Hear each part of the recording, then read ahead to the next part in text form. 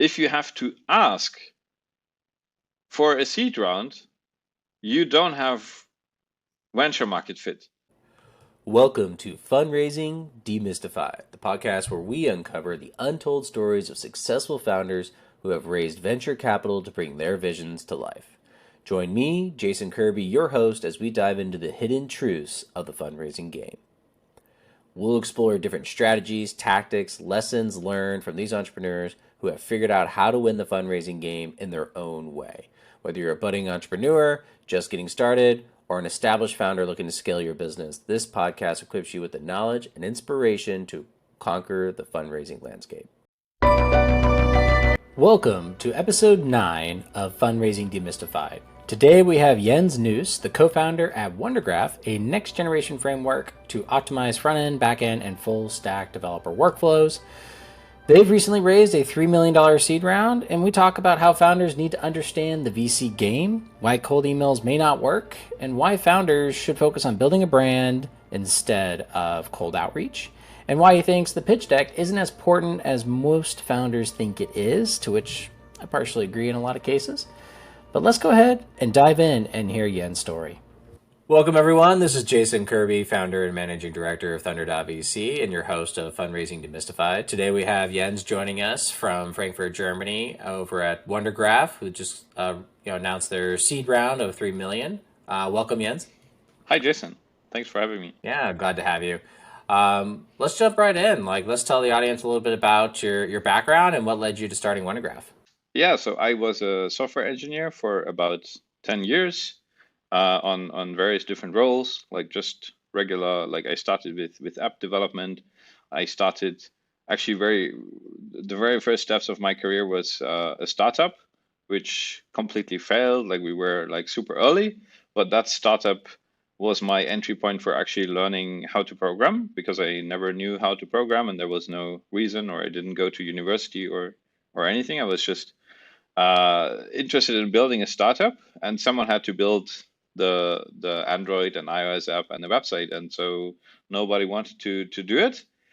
And so the obstacle between us and creating a startup was I had to learn to program, and then I went on YouTube, learned the stuff, and that's how I failed my first startup, but learned a lot about software engineering. Then I became like engineer in other companies, and eventually moved up the ranks into management roles and as architect. And there in some upper roles, I just learned so much that eventually I wanted to build my own company, and that was WunderGraph. Awesome. So basically you self-taught yourself, software engineering 10 years ago and have moved up the ranks, not necessarily having like a computer science degree pedigree to kind of move up those ranks, just hustling and making it happen. And so kind of what led to the idea for WunderGraph? Yeah. So in my last job I would say in the corporate world, I was an engineering manager responsible for 3 teams. And one of our biggest obstacles there was that we had a heterogeneous system of internal and external services that we were using, like a content management system, databases, APIs that spoke XML, JSON, GraphQL, gRPC, anything. And then you had external partners like AWS. They also had REST APIs, and we had external partners who sent us data like football data and financial data and all different data points. And one of our biggest problems was, how can you actually build an API on top of 30 other services? And every system is different. Every system speaks a different language. And the solution was to build a homegrown kind of API integration system. And I realized this is not just a problem for us. Everybody has to somehow glue together things, and the go-to solution is we write custom code. And I think that's a huge waste of time. And back then, like this is kind of 5 years ago, I started WunderGraph as a side project. Back then, I thought, wouldn't it be super useful and a big time saver if you could just talk GraphQL, which is it's a query language similar to SQL. Wouldn't it be cool if I could just talk GraphQL to all my systems? Because then I don't have to build this manual gluing together layer. I can just plug in all the systems and then talk to them, and this problem is gone. And that's how I started. I was just a nerd, I would say, who was interested in solving a technical problem. At that point, I didn't really think much about starting a company. I really just started an open source project solving a problem. And over time, some people came to me saying like, "Hey, Jens, you have this open source tool. There's something missing. Like, can you help me?" And then I helped them a bit. And then some time later, actually 1.5 years ago, someone came to me and said, "Hey, Jens, can I pay you 3K per month? And you help me and my team figure out how to get the most out of WunderGraph, and you improve WunderGraph a bit." And with that 3K MRR in the back, I was able to start the funding process for a seed round and then build a team and eventually turn a side project from a tech nerd into a company. That's a fun story. And so I guess what's the timeline here from when you initially conceptualized the idea to getting that first MRR in the bank to going out and raising? So I think from because I rewrote this a couple of times in the beginning, but I would say from first idea to that first customer, almost a year, which by the way was one of the worst ideas you could ever have. But I wouldn't say I'm a good first time tech founder, but I learned a lot of stuff. And are you the only founder, or do you have a team of co-founders? Yeah, so I actually have three co-founders. So being the technical founder, I have one guy, Björn, who I worked with together before. He was my CEO back then, and he's now our COO. So he runs and operates the company. He actually has experience in that. Then we have Dustin, who's our master hacker. Now that I'm not able to code that much anymore, and we have Stefan, who's more like our. So he's from Miami. He's more like our, I would say, the extrovert in the team. He builds the connections. He's responsible for growth and for. He's the kind of guy who makes friends, and I'm the kind of guy who solves hard problems. It's good, good complementary skill set across the team, and so walk us through kind of the fundraise. So you guys just announced it not too long ago, but in fact you were telling me earlier that you actually raised and closed the money a while back. So kind of tell us about the fundraising journey and the decision to kind of delay announcing it. Yeah, so actually getting to the seed funding, it was extremely hard at the very beginning, and I had no clue, or we had no clue what we were doing, and it was just a huge disconnect between us and how VCs work, and we had to learn so much.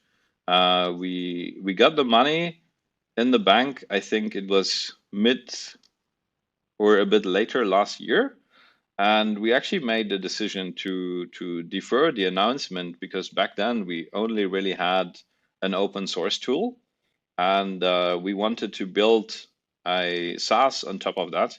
And we thought, why should we use or why should we announce this, which will potentially give us some attention when we have nothing to sell? So we wanted to first have something to sell and then tell the world, hey, some people think you're only a real company if you have raised money. I wouldn't agree to that, but the perception is there, and yeah, I don't know why don't use the seed announcement as a marketing activity. It's something that I think a lot of founders don't think about. They're so excited to announce that they raised the money, but they're not using that as a client acquisition tool. If you're going to put the effort in, might as well try to leverage it. And I think commend that strategy, and I think it's something that a lot of founders need to think about of when is the right time to announce. Now that you got the money, you don't have to stress so much. You can focus on building and doing other things. So you kind of kind of loosely went over that your fundraising experience is difficult. Like let's unpack that a little bit more. You mentioned that it's kind of first time go to market. There's a lot to learn in the VC ecosystem, and your LinkedIn post not too long ago kind of really shed some light into that. It'd be great to kind of have you share your fundraising journey and kind of like what were some of those lows of lows, and kind of how did you figure it out? Yeah, so I think the biggest issue we had was we thought, hey, we're smart, we have a great solution. We go to the VCs, we tell our story. We're so good, we get funding. And the reality is, we are in the dev tool space.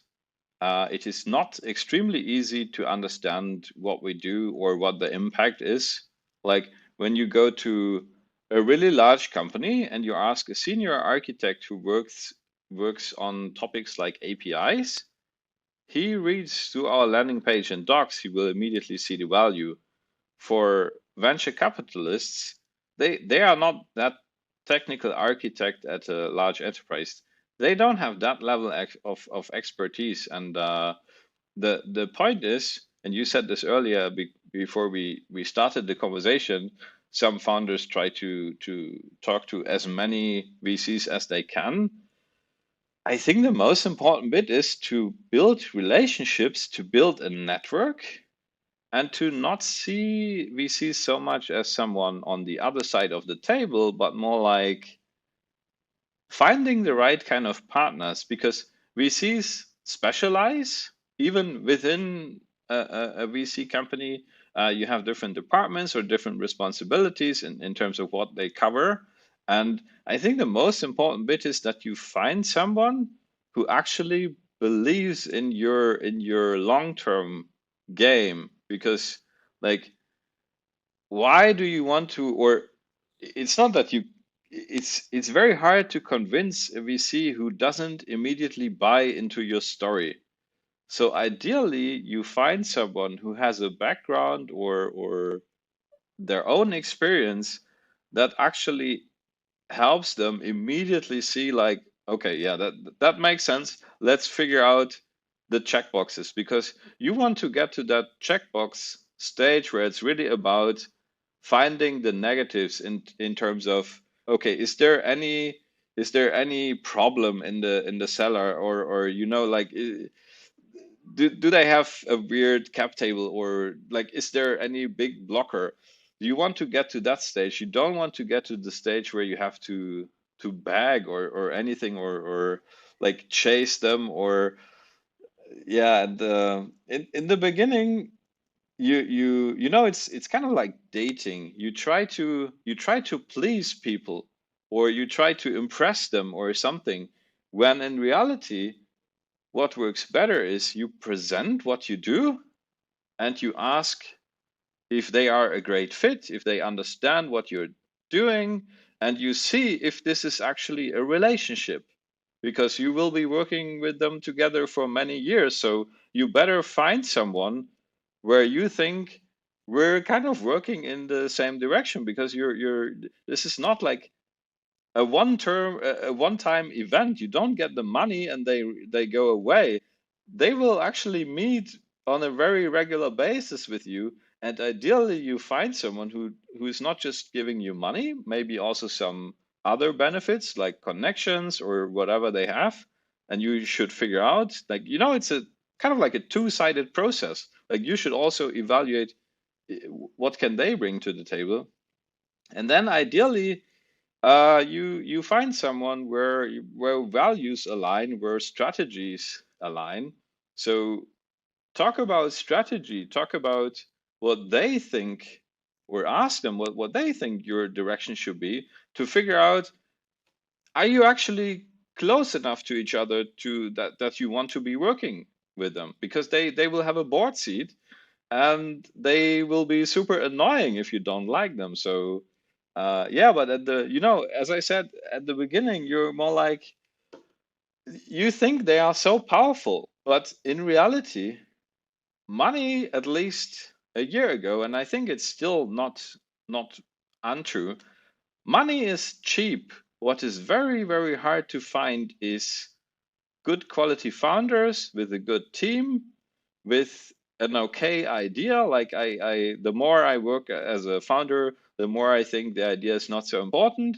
It's more like, what do you do of it? Like, is the team able to iterate? And then, sorry if I go on a tangent, but um, yeah, that was a No, lot. I think you bring up a lot of good points. And I think it's something that you kind of coined a term in your LinkedIn post of venture market fit. We all are familiar with product market fit in terms of getting customers, but kind of preparing your business and your idea to kind of be more of a venture market fit and, kind of establishing relationships as opposed to just pitching and, trying to project and present as opposed to making it a two-way conversation, I think is an incredible lesson for founders to learn as early as possible, and sometimes even before they really start to build, to just make sure they have what you kind of call venture market fit. Make sure you're venture backable. Make sure you're building something that VCs find exciting or actively investing in. Because if you're not, and you expect to go raise venture capital, you could end up wasting a lot of time and be a very unfortunate outcome. Can you kind of expand on your definition of venture market fit and kind of how you came to that conclusion?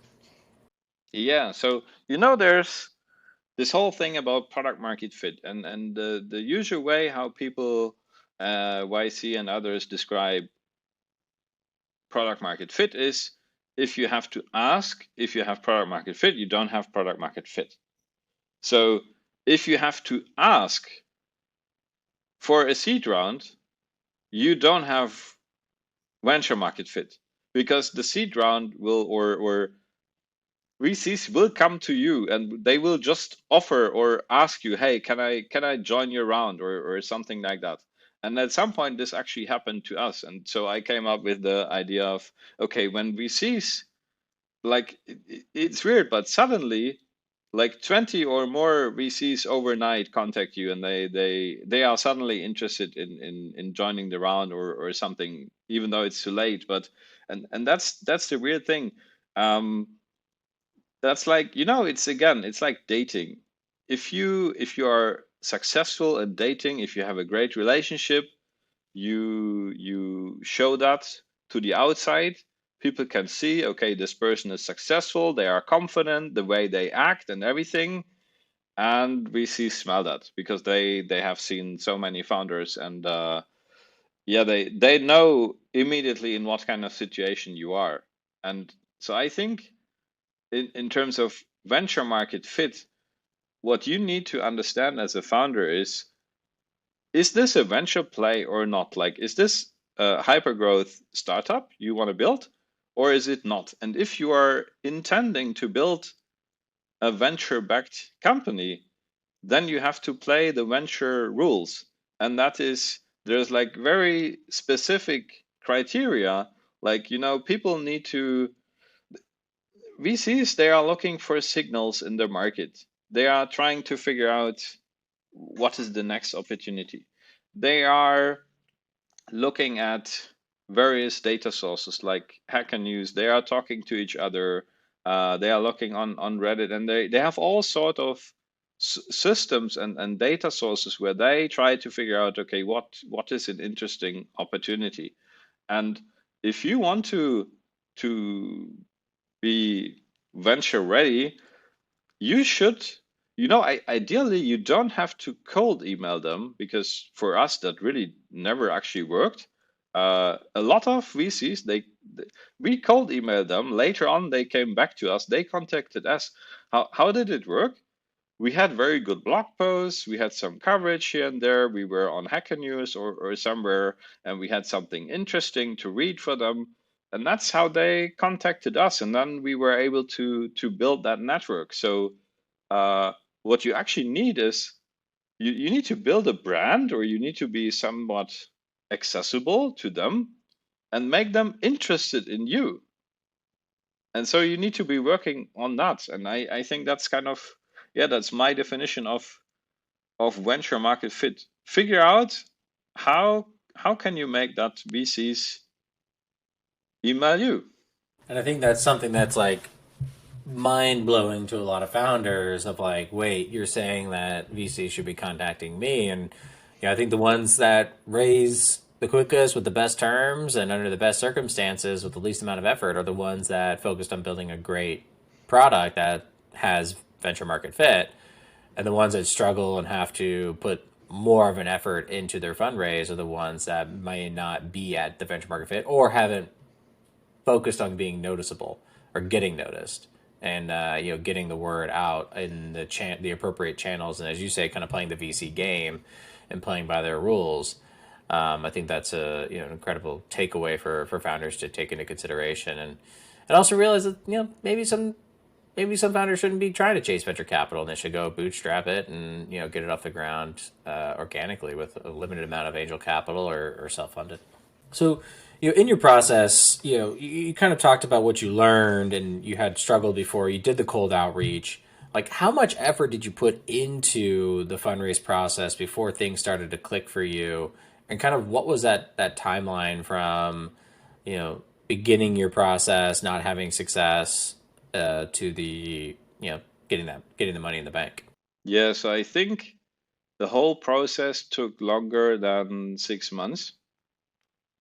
And at the very beginning, it was really a lot of cold outreach until the point where, like, we had some conversations, especially with some European or German VCs, but that didn't lead anywhere.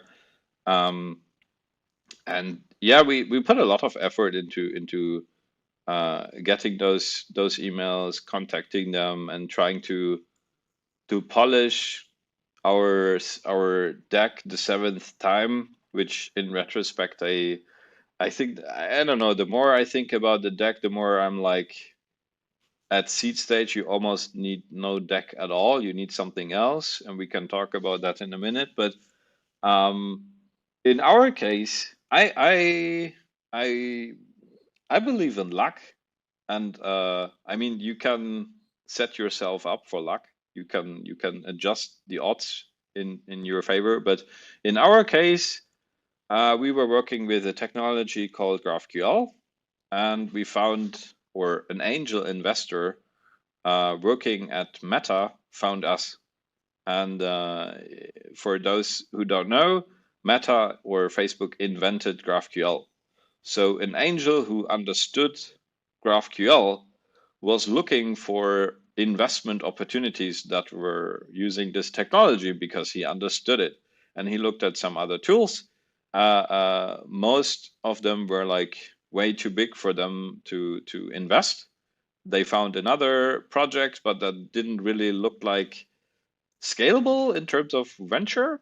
And then they found us, and they found us very interesting. And I think so. This angel then brought a couple other angels, and they also introduced us to one VC, Aspenwood Ventures. And at the end of the day, that was, I would say, our that was our ticket, because we didn't have to convince them that what we do makes sense. They understood it because the angel was engineer, and they had a very good relationship. So there was a level of trust. And this is what I meant earlier. You need to find someone who understands what you're doing, and then ideally someone with the background who really gets it. And then it's not about convincing a VC that WunderGraph is a good idea, but rather convincing them that we are the right team to pull this off. And so you kind of mentioned something there of an alternative to a deck, or spending too much time on the deck and optimizing and tweaking it when you could have done something else. What were you thinking there? Yeah, so I honestly believe that if you have great KPIs, great numbers, if you have good traction, if you can show that your business works, everything else is really just, you can fuck everything else up, but it's not so important. So I don't think you need the best deck in the world. What you actually need is a good company, or show that you're the right kind, like, depending on the stage where you are. I mean, if you're a seed, if you're early stage, you don't have a good company, but you might have a great team. So show that you have the right kind of team. If you have some traction, show that traction. everything else, if I look back now, 1 year, like everything changed, like we matured so much, we learned so much. Looking back 1 year at seed stage, we were nobodies. Like, I don't want to say we had no clue, but compared to today, it's ridiculous at what stage we were. So don't stress so much over the deck or something. Build a great company and present it in a way that it makes VCs interested in investing. It's not that hard, actually. What's kind of been your inflection point of taking the, that first customer that you got the 3 grand a month from, and kind of growing from there? Like, were you consecutively growing, or did you kind of just get that one 3K and you went and raised money? Like, what was kind of the growth trajectory for you guys during your capital raise and since? Yeah, so I would say for a very long time it was very flat until the point where it's getting scary. In like, the problem is our company is focused, so our approach is open source and enterprise first. So I'm under NDA and cannot talk about so many things, but we're really talking to the largest of the largest companies, and those deals take a while, and it is very hard to get in there. It is very hard to build the company up until the point where they respect you enough and see you as a potential vendor. So in our case, I would say we really chose one of the hardest things to bootstrap in terms of getting from zero to something. But now we're kind of getting to the point where it's absolutely crazy, and yeah, Crazy in I don't terms know. of growth, or like scary? You mentioned the word scary and crazy. Is that growth, or like what? Crazy in terms of what we have achieved with so little investment, and what accounts we're now able to get into. And yeah, like, this is also something at the very beginning. You have an idea of what is your ICP and everything, and it turns out that suddenly some other people knock on your door, and we didn't anticipate that such big companies would talk to us or respect us. But um, yeah, we are what we are, and it's, for me, it's the inflection point is when you don't have to, there's kind of like two ways you can drive a company. You can drive it by vision, you can drive it through customer, or through real user stories, like in not Scrum user stories, but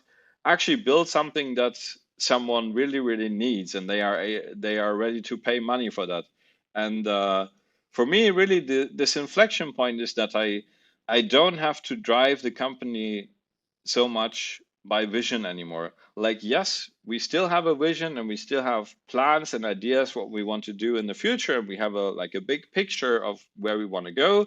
Like, we keep saying GitHub for APIs, but in the short and midterm timeline, we don't have to guess what is the next best thing. We're actually using our customers to steer. Like, we have like long-term goal vision, but short and midterm driven by customer demand. And I think it's just so much fun, and it's so enjoyable that you build something and people immediately try it out and they see the value, and that's really where the fun in startups comes. No, that's amazing to hear. And like, yeah, it kind of sounds like, product market fit is kind of where you guys are at now, and really focusing on fueling growth, which is an exciting part to experience. So congratulations on the success there. Something that I want to bring up that, I think a lot of founders, especially abroad in the EU and other parts of the world that are not in the US, would be interested in learning of, kind of when, why, and how you guys set up a C Corp in the US, a Delaware C Corp, kind of like the standard, for most, startups raising capital. but you're actually based at, the majority of the team is based in Germany. So kind of what was that decision process? What was that, flow and timeline of kind of setting all that up? Yeah. So it's there's multiple reasons. One is it's actually faster to get a tax number in the US than in Germany. Like Germany is one of the most startup unfriendly countries. Like they try to build every barrier they can to not get your taxes. They just don't want to. It's weird. They really want to have businesses abroad. I don't understand why, but okay. The other thing is through our angel at Meta, we very early on got introduced to the US investors. We were building the relationship, we were talking to them, and we realized we actually want to build GitHub for APIs. So it's going to be huge, huge, huge. This is going to be a unicorn or nothing. And so we thought uh, it's so hard to get German VCs to buy into what we're doing because they have like a different mindset. We want US investors. And so we thought, okay, what's the easiest way to get a US investor? How can we remove friction? And we were talking to them, we were talking to the angels, like there's some special things that the angels can do with their retirement funds and blah blah blah. And yeah, we just made the decision. You know what? And instead of flipping the company later, we just create the Delaware CCorp. We also have a GmbH, but the GmbH, so that's a German CCorp, it's only a subsidiary for the American company. That makes it easier because we have 3 founders in Germany. So with the GmbH, we can now just pay regular salaries in Germany, makes it easy. Uh, and yeah, we used Stripe Atlas to set up the C Corp. The process was super straightforward. And I can only recommend everybody who's aiming big, just go with the Delaware C Corp. Don't even try in Germany or don't even try in Europe. It's just go for US investors and then I think that's just a better market, a better ecosystem in general.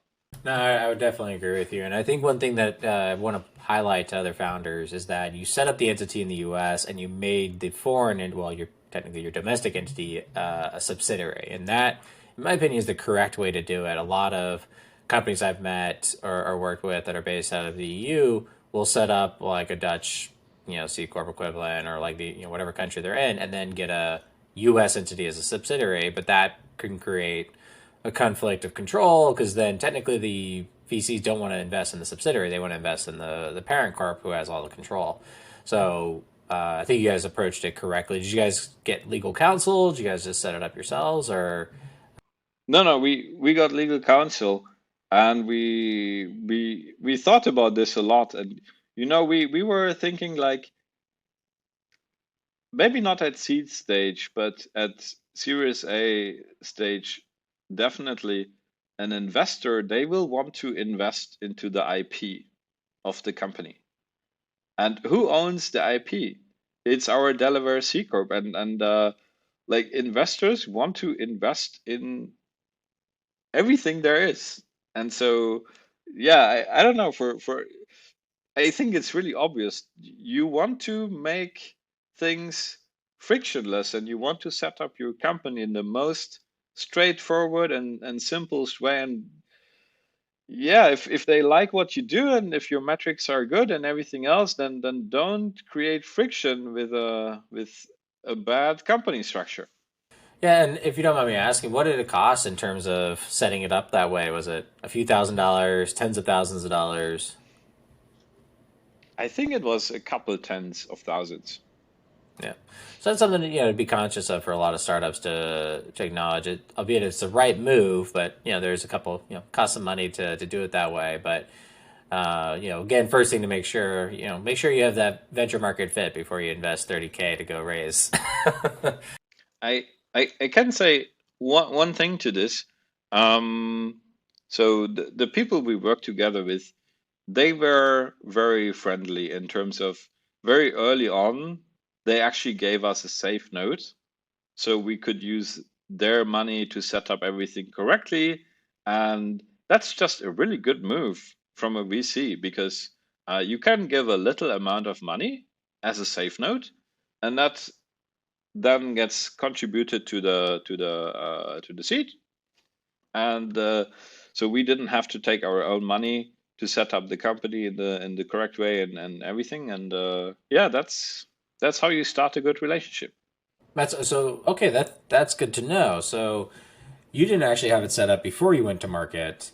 You had waited until you got the VCs to the table and then had that discussion with them. Yeah. Ah, okay. So that's good to know because I think a lot of founders are trying to decide, do they do it first or do they do it once they have the capital at hand? So, and that's a great solution, do the safe just to get the initial capital so they can properly invest into the entity and It, everything. in our case, it was kind of easy because we only really had an open source thing, so nobody could really own that. You cannot buy it. All they invested into is us as a team and this idea. And yeah, and one customer. Okay, but that's I think the yeah that's okay for seed.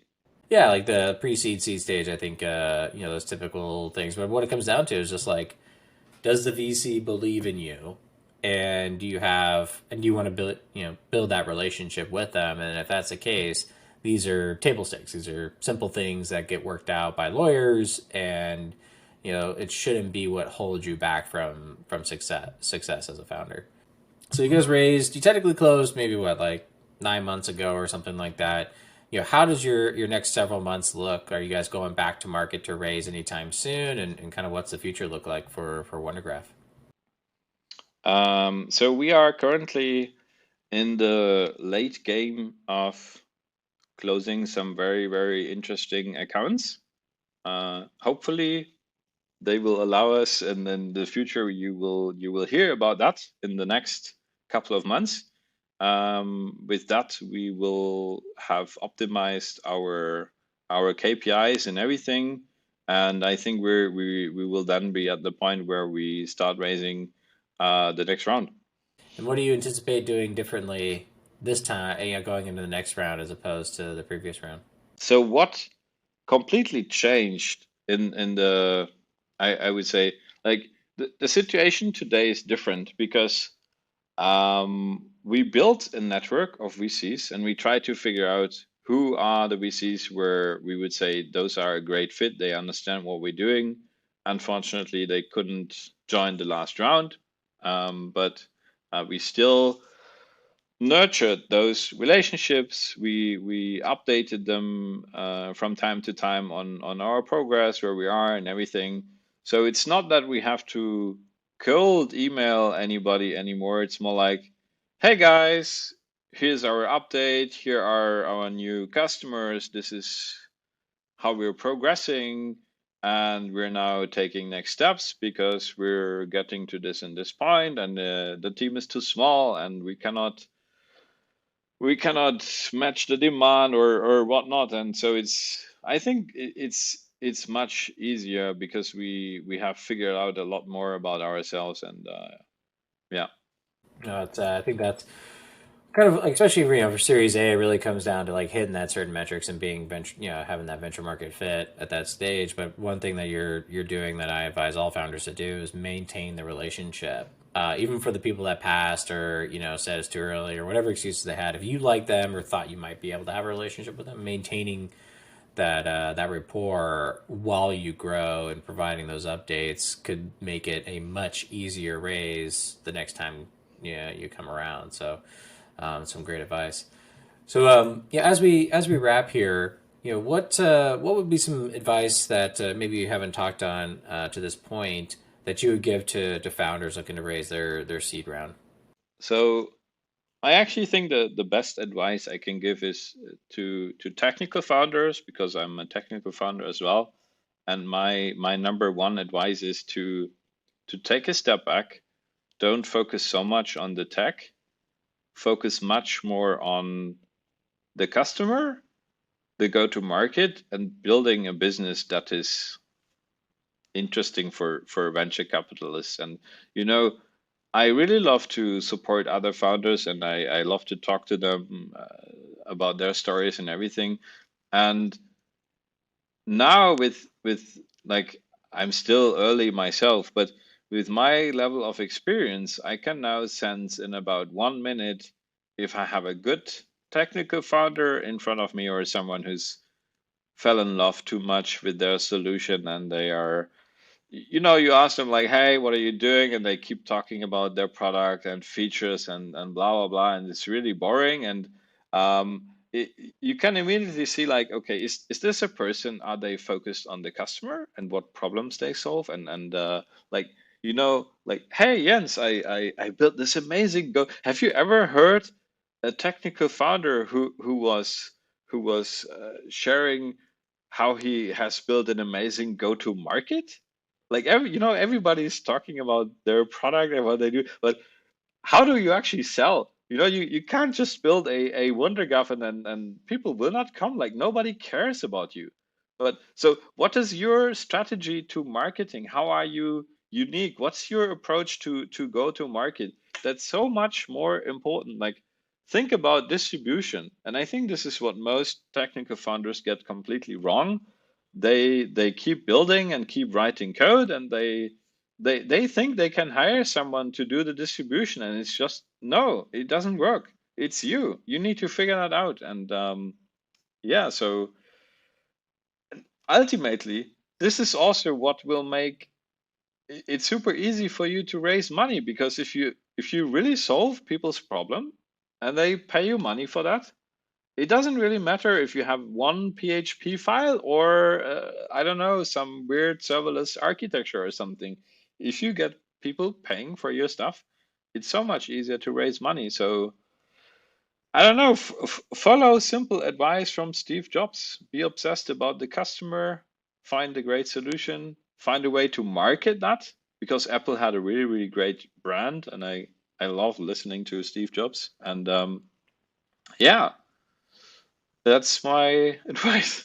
That you got me triggered thinking about two particular founders I've recently spoken to that are running into this exact problem. I look forward to getting your podcast into their hands. I think that's going to be pretty impactful. As they're technical founders and love their product, and albeit it's awesome, but they're not focused on GDM or kind of like how they're going to get those initial customers. So, Jens, it's been a phenomenal time hosting you on the show. Where can our listeners learn more about WunderGraph or follow your journey? Yeah, so you can follow me on Twitter. It's Jens Neuse _DE. I tweet from time to time. You can also go to wundergraph.com. Just check out the product. Our whole product is open source. So you can also check out github.com/wundergraph, see what we have there. And if you're a startup or if you're an enterprise company and you're working with a lot of APIs, I think WunderGraph can be very interesting to you. And just check it out. Maybe join our Discord. We can have a discussion or hop on a call. And it was a pleasure being here on the show. Thank you, Jason. Thanks so much for joining us. We'll make sure to include all those links in the show notes. And you'll look forward to following your journey. Thank you so much for joining us. Thanks.